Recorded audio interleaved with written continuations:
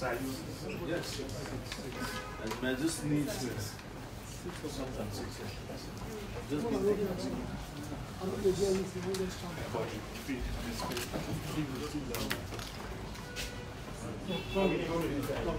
Then you can come in. Come in, This way. come in because we are going to shut the door. Come in the door, so whoever is coming in, come in. Space there. Space over there. Come in, come in. Sorry. Are we good to go? No, I'll be here. Please, we're shutting the door. And once the door is shut, no coming in again. My mic. Turn on my kids. Once the door is shut, no coming in again. do this because we have another event. Sorry about it. You have just 2 minutes. Okay. Alright, let's go. Check what to go, right? Nobody comes in. Before we start, all phones on silent. Silence, guys. All phones on silent. And our appreciate On phones silent.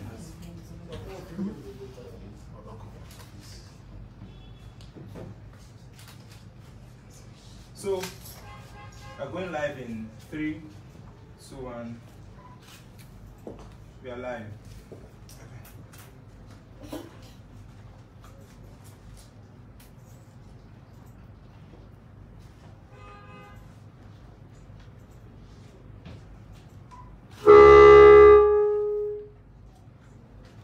Good evening, viewers. Welcome to one-on-one with the AAC presidential candidate, Mr. Omoyele Sowore.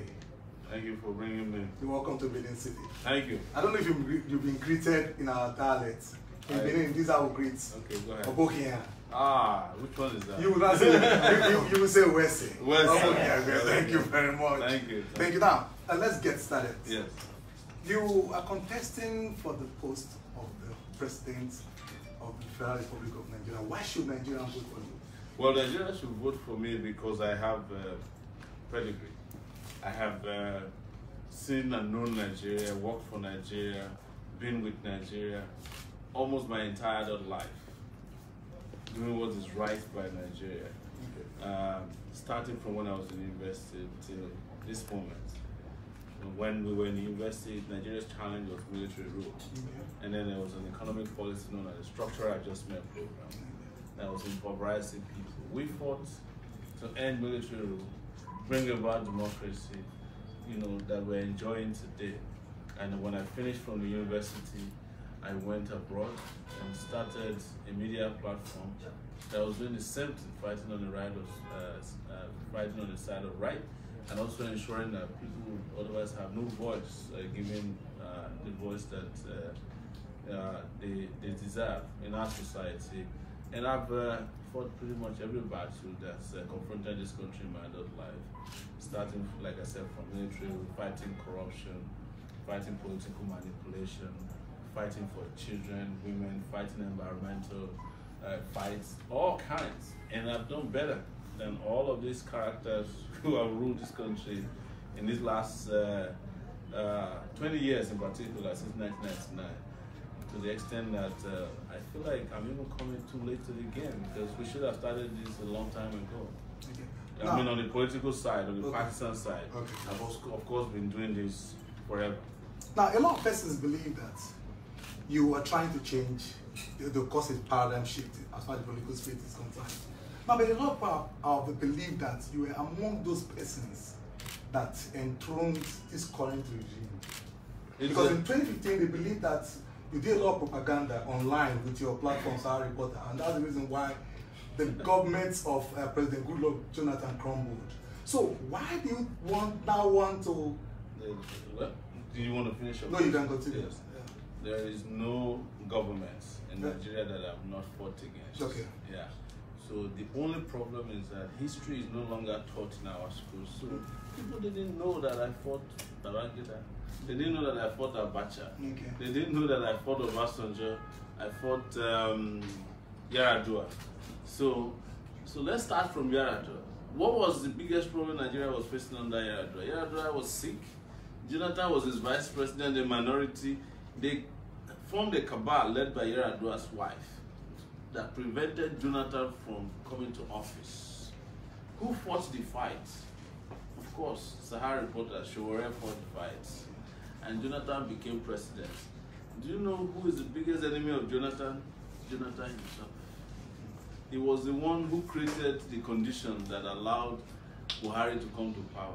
Not Sahara reporter. I never did propaganda for Buhari. I reported exactly what was wrong with the Jonathan regime with evidence, the corruption that was going on, his ineffectiveness, his ineptitude, his incompetence. Everything that I reported about that regime has become public today.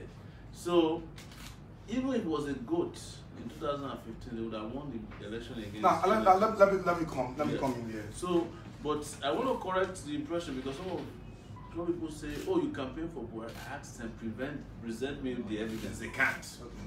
Now, a lot of persons, they believe that the rate at which you were against the Goodluck administration, Yes.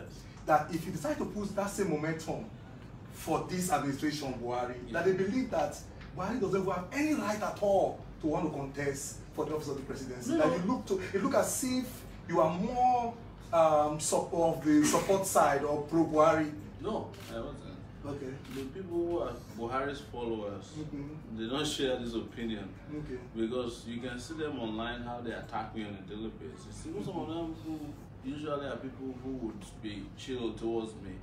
Because we have attacked the Buhari's regime with the same ferocity we attacked Jonathan. Probably people are not paying attention because people have different kind of biases.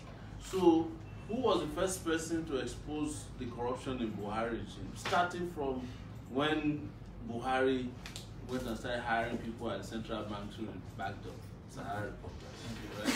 Who was part of people that exposed the secretary to the government? Sahara reporters. Who exposed that Buhari was sick and was going to be in London for 4 months and was exposing how he was parking the jet for $5,000 euros per night? Sahara reporters.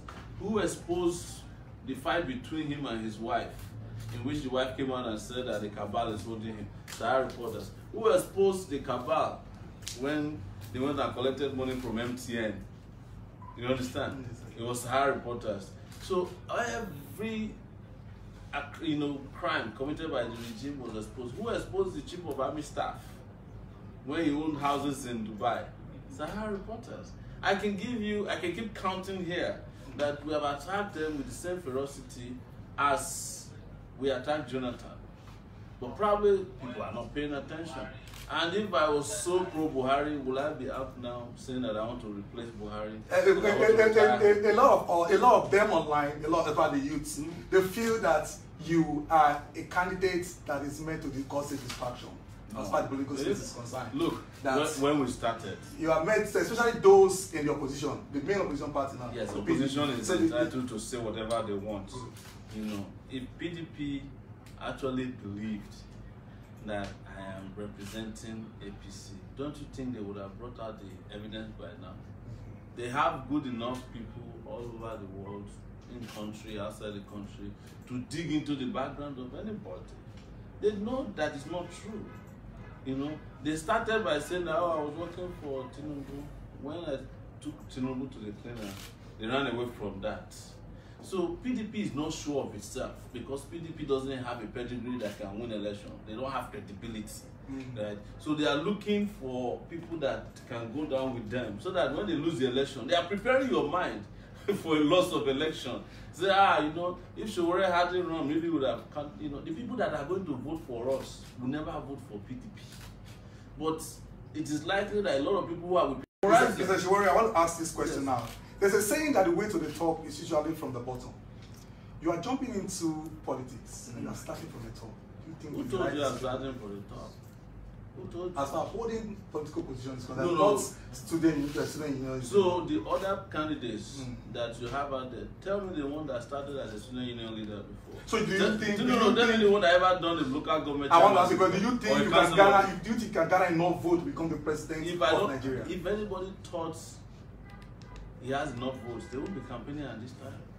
They would have gone home to rest. Okay. So you cannot come to that conclusion until the election is over. We're in Benin today. They need to go out. They need to send their reporter to the number of people following us in the rally. Okay. And That's the way it is with every other political party. It's not. It's not. The other political parties are paying people to go to. So how are we sure ANC is not paying people to come? But that's why you are because journalists. we've asked the PDP, we've asked the APC. They keep telling you that they came out because they love. It's not enough to ask. Okay. You are a journalist. Okay. Do your research. Okay. You know, you find out that they pay people, except you want to cover them up. You know, but we don't pay people because you see all these young people that are following us, they are doing so out of passion. Most of the people you saw today are people who were probably, you know, supported by people in the diaspora. We don't pay people. We don't even have the money to. The amount of money we have raised since we started running, right, is not up to what PDP will spend at the rally or APC will spend at the rally. And that brings me to my next question. Yes. There are a lot of persons are saying that, come on, what is alternative with this, especially before the primaries? A lot of young guys in the hiding under not too young to rule, they come up with, I want to contest for this position. They raise money, GoFundMe, online fundraising. At the end of the day, they just pull out of the race. Like you've seen a lot of cases like that. I can't speak for them. Like, you're asking me questions, not people who ran away. That's why I want to ask you the question now. You see, a lot of persons are raising funds for you. You keep referring to a lot of persons.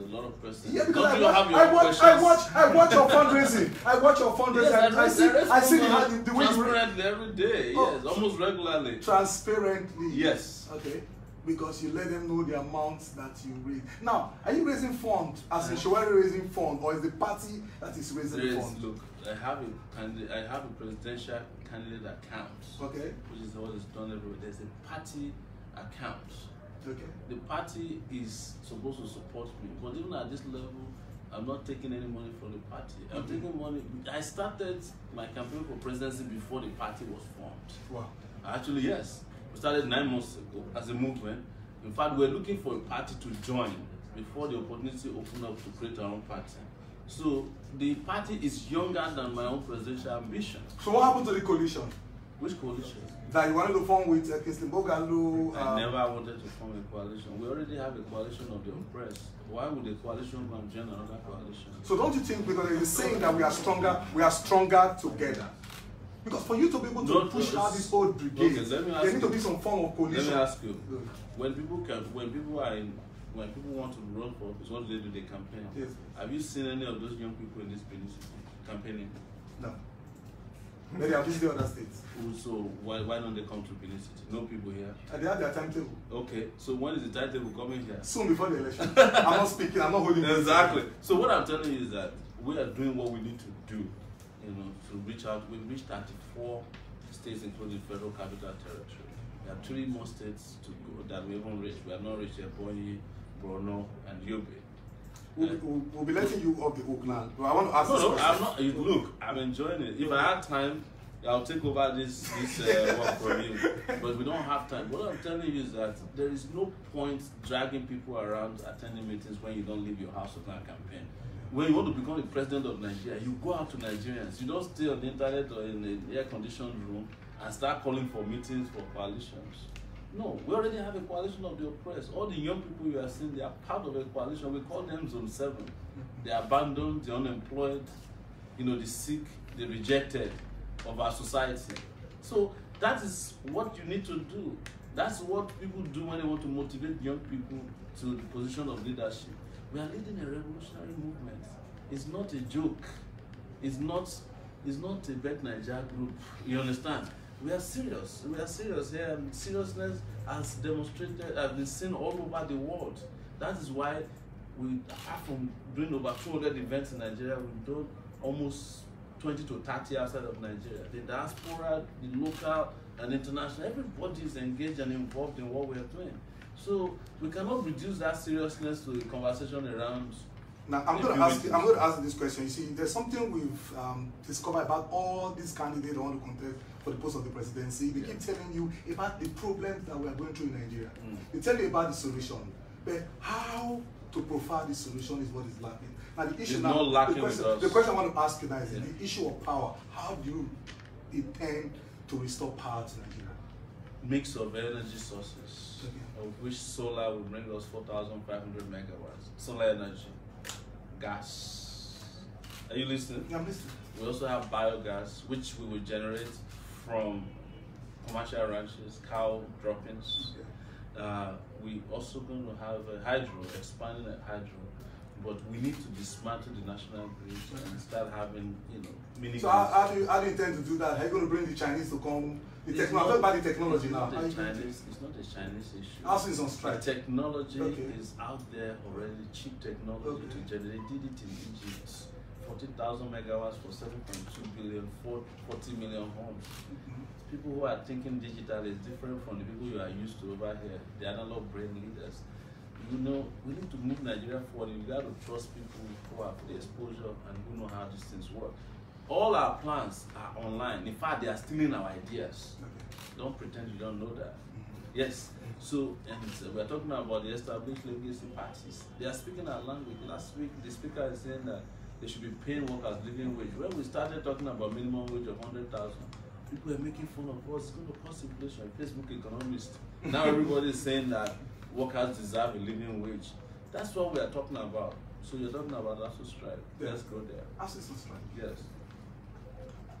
Now, the issue now is, what's your plan for the educational system in this country? You see, the reason why ASU is on strike is because nobody is paying attention to tertiary education anymore. Even though we have reached a point where we have intervention funds that are in billions, it's being used as slush funds. What I'll do is to get ASU to be in charge of that fund. So let them nominate the people who are going to manage that fund. Let them manage it and use it to develop the university. If they don't, they put themselves into trouble with the students and parents who are saying, this is what we need. Well, how much to ask that? How much has ASU asked for? ASU has asked for less money than we gave to 350 Nigerians who are owing us over 5.3 trillion naira. And what did Nigeria do? We turned around and created AMCON to buy back their debts. Yeah. But we can't afford to spend that money on universities, which I think ASU is asking for about 1.something trillion naira, to fix our university. We need 1.3 trillion naira to take kids out of school, about 13 million of them. We still have change left if we put our priorities right. That is what is the problem with Nigeria. But our problem is not ASU. Our problem is leadership. Yes. Now, I'm going to ask you this next question. Yeah. Because I believe that we don't have enough time for questioning now. Don't. And we believe that you're sweating already. Yes, we see the it's hot. So we believe that you're going to come back again to give answers. I'll be happy. To give answers to our question. Now, the question I want to ask you now is this. Are you sure, if at the end of the day, you don't win this election, what is the future like for Omoyele Sowore? What would you gain if we don't win? At the end of the day, yes. If you don't win this election. There's no way we can lose this election except, there's something wrong with Nigeria. Vote buying, the issue of vote buying, how are you going to deal with it? But is everybody willing to sell? That's the question you should ask yourself. Majority. How do you know? Where did you get your evidence from? Not evidence, based on the few elections that we've seen that have been held in recent past. We've had elections and they bought votes in started with Edo. They started maybe with Edo, Ekiti, and Osun states. But this is a national election where a lot of people are not willing to sell their votes. They want a future that's different. And I can tell you that people in Edo are not going to sell their votes. People in Ondo are not selling their votes. I can tell you that I've been to a lot of places where people are not interested, in selling their votes. But that is not to say that we will not or should not be vigilant. We will continue to be vigilant, But those assumptions, a lot of assumptions about policies will be smashed during this election. Thank you very much. Write it down. Thank you so much. Thank you very much. All right. Something to clean my face. I wish there is power in this country to power AC. Exactly. That's what we're talking about. That's why you should vote for another person.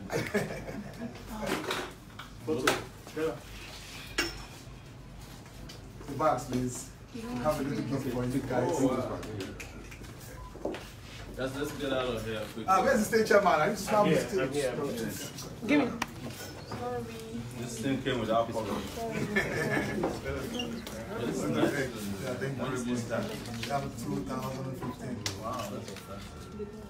And you know that you and Greg look alike? Wow, yes. Thank you very much, sir. Thank you, sir. Thank you very much. Thank you very much.